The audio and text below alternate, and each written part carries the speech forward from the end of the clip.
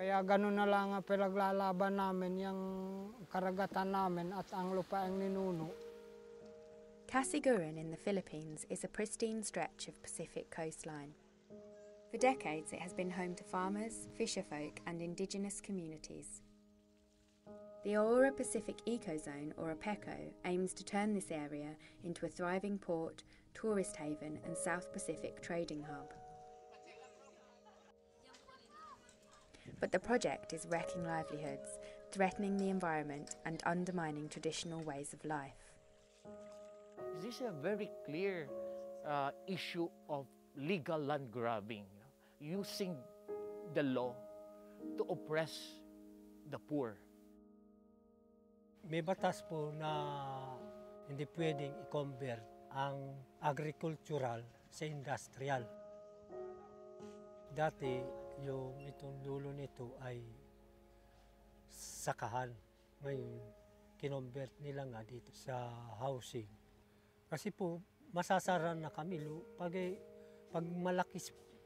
malakas po ang ulan, lalo't aabuti ng 3 araw, lubog kami dito. Along the Casiguran coastline, 28 fishing families have been displaced to make way for the airstrip.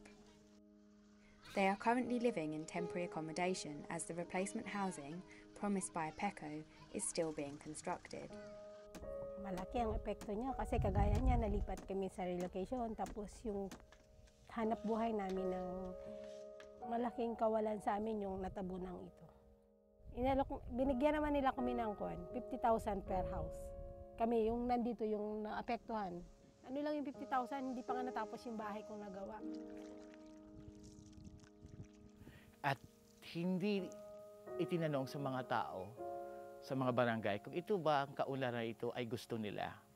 Basta na lang sinabi sa amin, sa mga karatig barangay, na ito na, tanggapin ninyo itong batas na ito. Sa akin naman kasi, okay lang sana na may mga ganyang proyekto kung talagang siya'y makakatulong sa tao. Pero sa nakikita ko pa lang kasi ngayon, ang natutulungan pala nila is laborer, namimili pa sila ng trabahador. So hindi sila nakakatulong maaari sa mga trabahador ngayon, yung mga laborer, yung nagko-construct. Pagkatapos ng construction, paano na? Ito, kakarsadahan nila, lalagyan nila ng mga powerhouse diyan, sa bundok na yan.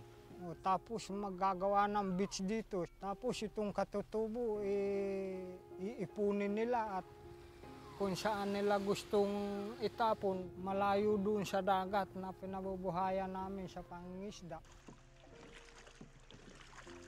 Dahil ang APECO na sinasabi nila kaunlaran daw, kabaliktaran, pamamatay sa karapatan yan.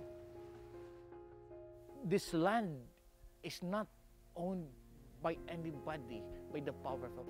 This land is owned by the people who really work hard for many years, since time immemorial.